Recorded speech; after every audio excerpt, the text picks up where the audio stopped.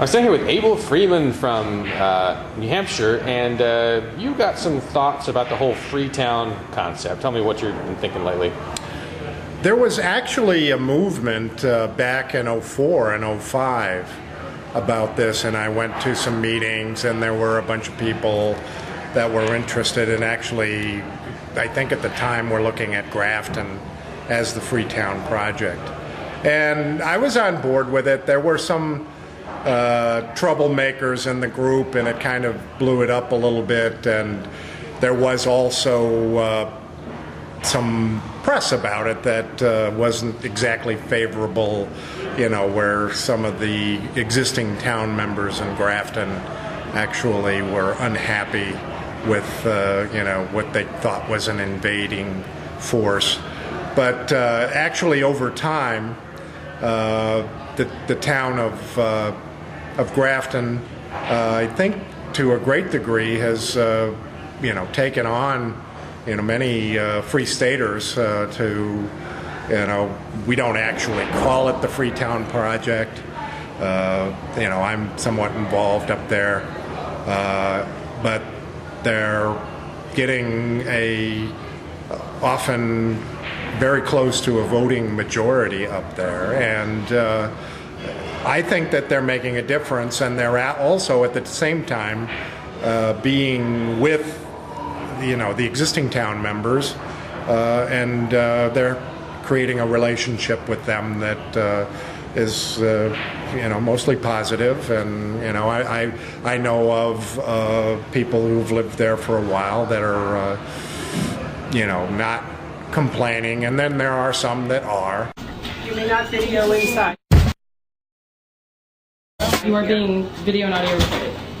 You may leave now, or I'll call the police. Are you aware that you're breaking Article 8 of the New Hampshire Constitution?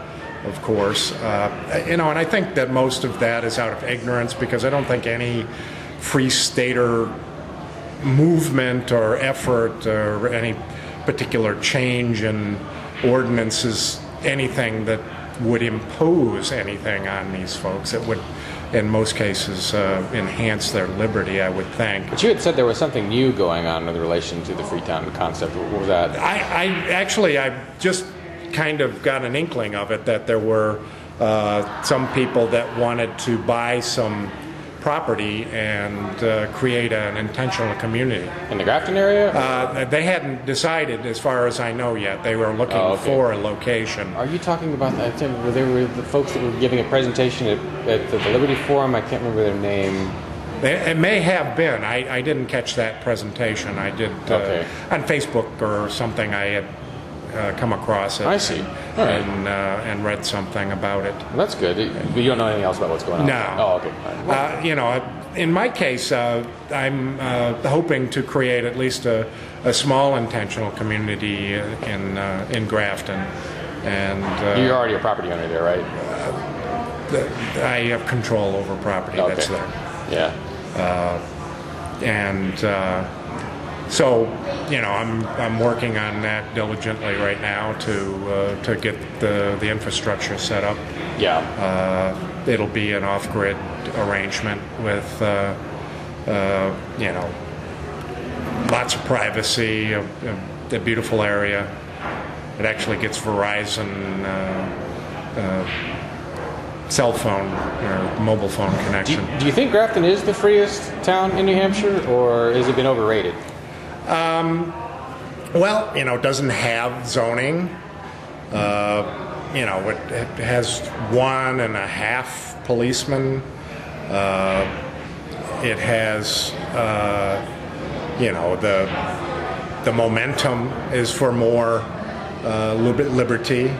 They just had a little victory with someone tried to overthrow the planning board and replace it with an appointed. Yes. Go from elected planning board to appointed planning board, and that was shot down pretty badly. It failed miserably. Yes, that was great. I think that you know, I don't know enough about all the other towns within New Hampshire. I've actually been living here for 20 years. But, you know, there's a lot of places to explore here, and we haven't been able to get to all of them. What do you think is the best place for a person to move to when they move to New Hampshire? Both for their own freedom and for all our freedom. Well, for people who like city, probably, the Manchester area is good. If you want, the thing about Grafton, I wanted to say, was that it is, it's fairly sparsely populated. It's in an area that's not that far away from, more populated areas where you can get shopping and things like that, entertainment, and, but it's kind of a unique situation where very few people, unless they're going there, actually end up there. There's actually one tourist trap up there, the Ruggles Mine, which I don't know is draws that many people, but right. There are places hours north from here that are probably less populated, but more authoritarian. There's a lot of authoritarianism in the northern part of this state. Exactly. The possibility could go either way, where you have a group that wants more liberty can affect, or somebody coming in that likes the whole statism idea and thinks central authority is the way to go. For instance, I think Berlin is making some really poor choices in their town government, raising taxes and. Who wants to, they're failing economically up there, and who wants to, bring a business up there. Yeah, Chief Morency up there actually advocated bringing back prohibition. Like alcohol prohibition. Yeah. Now, I'm not sure if he meant that in a practical sense, but just in a theoretical sense, he was in favor of it. Yeah, according to some of his comments. Well, so that's really unusual. if you go to or even just watch some of the testimony in front of committees that law enforcement comes up with, I'm always continually surprised at how ignorant and just closed in their self.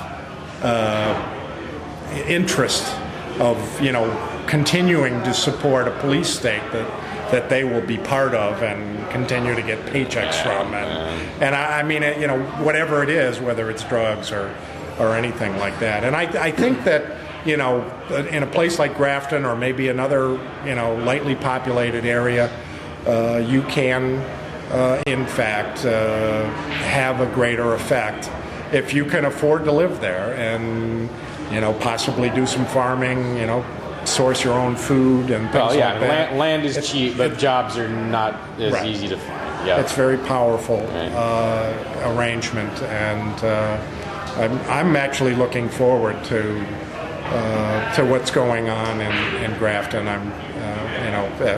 Will be spending much of my time this summer up there. It's a wonderful place. I lived there for about a year, and I liked it. But we'll see. There are other people that may advocate different places, and we'll see what they have to say. Yeah. Thanks. Well, Dan. I'm looking forward. It'd be great to have another arrangement somewhere that I'd be Grafton happy to see. Do what New Hampshire did many years ago, and that is rise to the top of the liberty rankings. All right, I'll see you out there. There you go. Okay, bye. Would you like to convert copper into gold? Would you like to use inexpensive copper rounds, individually numbered with numismatic potential? Would you like to earn money doing so? Well, you may be able to hit all three birds with one stone. Visit yougetgold.com with the letter U.